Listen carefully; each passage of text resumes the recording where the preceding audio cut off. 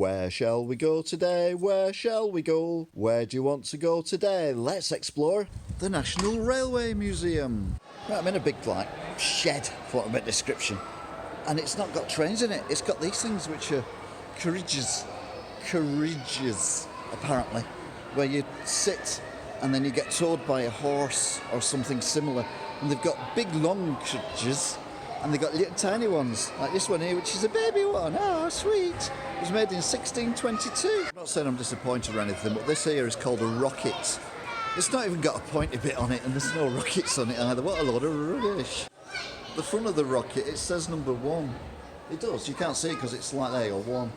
It's not the best one I've ever seen. I put it about 998. This here is the Royal Courage, and you can tell that because it's got. Look, if you look down here, it's got a royal graffiti on it. It's got royal graffiti, and it's got chairs that are not posh.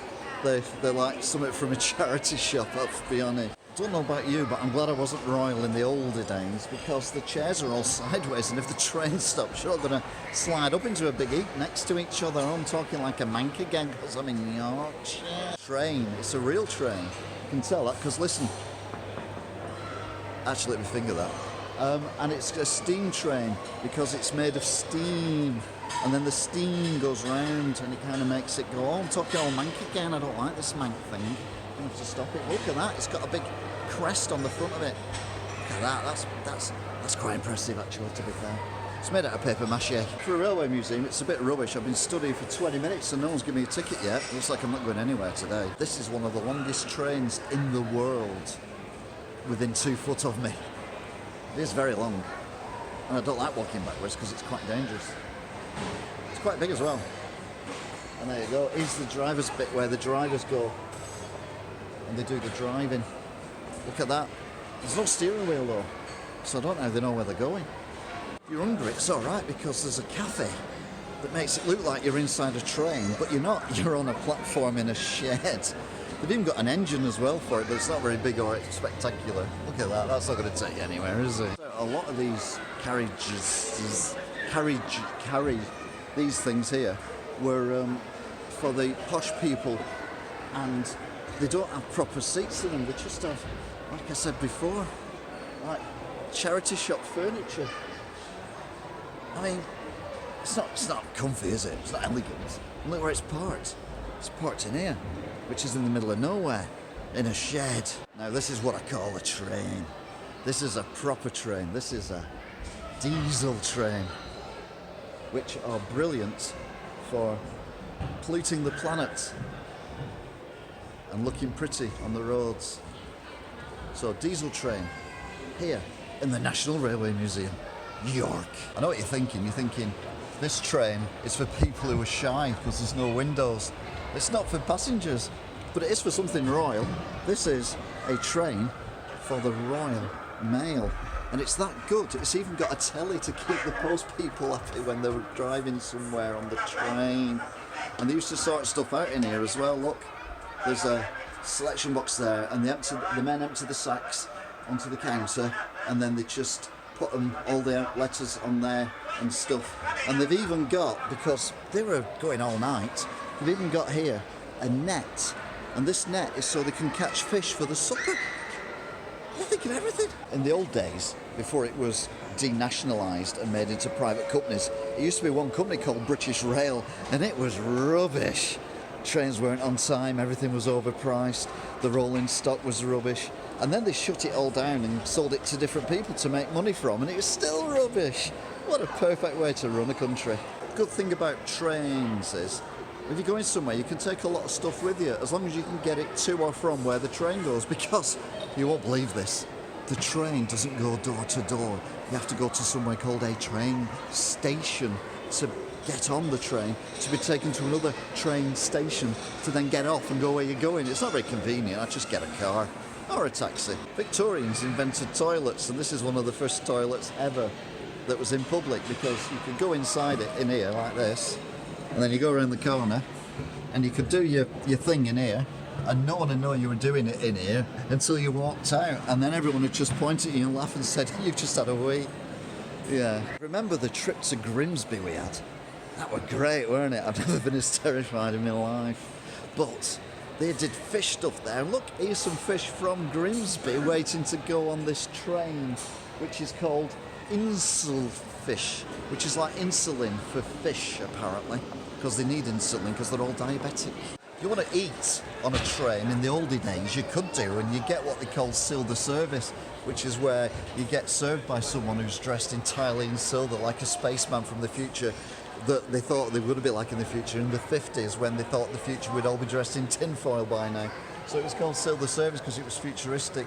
But it was also rubbish as well, because every time the train went around a corner, your gravy fell off your plate. This is cruel or not, but there's a box there that says don't crush on it, but there's nothing on the birdcage telling you not to crush that. A bit like aeroplanes today. You used to have first class, as you can see here, first, and you also had second class. But we didn't bother with that on the trains. So you get the lovely comfy seats there in first class. And in third class, you were lucky you got a chair with a seat on it. Look at that. Absolutely. I don't know. Would I be first? Would I be third? No, I'd be difficult. I'd go second. I'd just try and hang on in the middle like they do in India on trains. That must be second class, that. We've seen all the driver's bit of a train.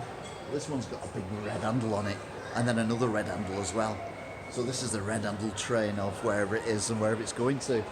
It's number 245, you see there, and it's called the Luswur. That's its name. Some trains weren't even trains like this van. And this is a van for kiddie winkies to go on. So your kids get bored, they can have a little drive around while they wait for the train. And this train also is almost a van, because look, it's almost got tyres on it instead of metal wheels. The wheels on a train, look at this, listen. It's metal. How does that work? It must be really uncomfortable. It's also very, very difficult to get on these trains as well, because look how high up the doors are. I can't even reach the handle. I can't reach the handle. So I can't get on the train, so I'm going to miss my train. So much better these days. They used to transport milk on trains as well, and this is a milk transporter thing. It was great, but when it got delivered to your house, you had far too much milk for your morning coffee. It didn't last long. When I was a child, I had a model railway kit thing, and I had a milk one like which you saw before. And I also had one of these as well, but it wasn't this big. I mean, I can't even fit that in my hand, whereas mine was, it was only about that big. Imagine it's not much bigger now, if I'm honest, because plastic doesn't grow. British Rail never really got the hang of trains for a while. So initially they started off with these things, which were like little trucks that used to try and tow the trains with. But you've got that there, and you're trying to tow a train that big. You ain't going anywhere fast. They soon learnt to invent trains proper. Criminals have always been a problem being transported on the railway network, but not for British Rail. They come up with these ingenious boxes with a breathe hole in that you could stand someone up in and then take them to a different prison using the railway lines. It was brilliant. But they couldn't spell the word station originally, so they kept spelling it Stanton. I mean, it's ridiculous. They missed the I out. Even I know that. You know our spelling is really good here on Saki TV. As you notice now, I'm not in the shed anymore. I'm outside because you're allowed out. It's not like a prison. You are allowed out. And you can look at trains like that, but you can't see it properly because of the sun. And there's someone got some step ladders there and a pink wheelbarrow. I don't know what that's about. Maybe it's some kind of symbolism of something or other, I don't know. Either way, it's very impressive, and it's actually quite cold, what with it being January. Here we are in something called the depot. You can tell it's called that because it's called the depot, but it's not really. It's just a tent. I'll be honest with you, it's a tent with trains. There's a train there. It's got a symbol on it that means something to someone. And then there's another symbol here, another train here, which says, I don't know what it says on it. British Railways D2860. So if you're a train spotter, you can tick that one off your list because I've spotted it for you. Although I'm not sure the carriage that's with it is particularly authentic to the train.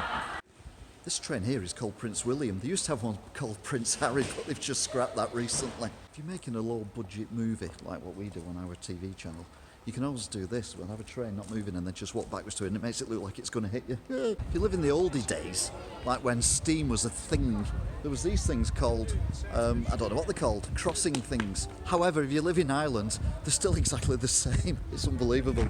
It's like the 1980s never happened in Ireland. Sorry if you're from Ireland, but it's true. Here is a miniature railway, which is a small railway. You can just see the train there. It's tiny. It's not because it's a long way away, it is actually tiny. But like everything else, like every other train in history, it's running late. Ice cream, it says there, you can buy ice cream, and then underneath it says, not all ice cream is created equal. It's not even created on time, it's shut. Back in the day, they used to advertise things on metal plates like these ones here. So you've got Coleman Scratch, no idea.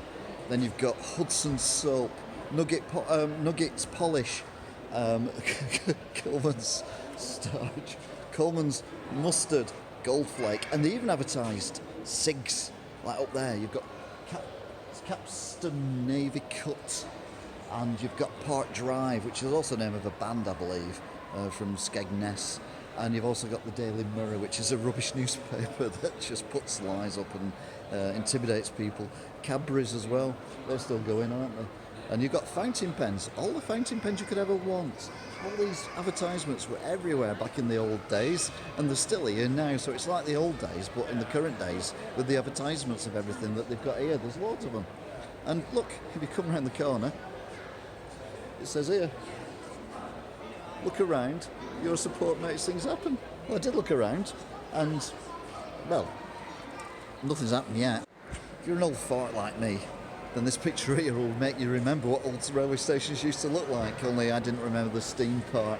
But if you're even older than that, which I don't think many people are these days, you've got that there. And look, you look carefully, there's a guy there on top of the train. So this must be in India. When trains were first invented, sizing was a major issue, and they got the sizing all wrong. It was one of the first passenger trains ever. And you had to literally sit on top of it with your legs hanging at lips. Now, they made them bigger then so you could sit inside them. It was brilliant. To be fair though, they were even smaller to begin with. Look at that one, it's only just a bit bigger than my hand. You want to be able to, yeah, no. Anyway, they've got it right now. Trains are massive. You can get more than 6 people on them, if you're lucky. I like a good clock as good as the next man. However, this one, it's got the wrong time on it.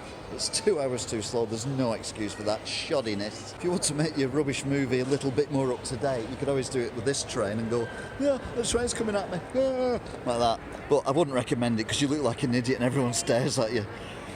This here is one of the Euro, it doesn't matter about Brexit, it doesn't matter anymore. But it's going through the Channel, which is the bit that takes you underground, but they've took this bit out, so I wouldn't go through there, because if this bit's missing, then the whole thing might fall down, so it's very dangerous. So ignore the just get a plane or a ferry instead. Do not use this train. I said before I had a model train. I did. Everyone had a model train back in the days, and I donated it to the museum. And here it isn't. Look at this. They've got buildings and they've got everything. It's brilliant, unfortunately. Well, there's a train moving. There you go, look, a moving train. This is the most exciting thing I've seen today. It's a very long one, to be fair. Crikey. It's like an Australian train. There's another one coming the other way. This is so exciting. There you go, that's a passenger train there going the other way. Yeah, you see, it's worth coming. You see moving trains and everything. It takes a lot of skill to drive trains and stop them properly. Sadly, the 2 drivers of these trains didn't do a very good job. They ended up going through walls. I'm actually on a train now, but I'm not going anywhere because it's got no wheels on it. But this is a train from Japan, and it is called the Bullet train. But it would be, because the Japanese are all about violence, aren't they? Could have been called something nice like the feather train, or the train that is a train. But no, they call it the Bullet train, just because it's got a bit of a pointy bit at the front. Doesn't make it a bullet, does it? Just because they can't have an army anymore, they just call it, oh, makes me angry. I'm fuming. To be fair, at the front, it looks more like, well, it's got a big fat nose and 2 red eyes. It's more like an aeroplane than it is. So why don't they call it the aeroplane train? Aeroplane train. It kind of trips off the tongue really slovenly. But it's better than Bullet and less violent. Where shall we go today? Where shall we go? Where do you want to go today? Let's explore.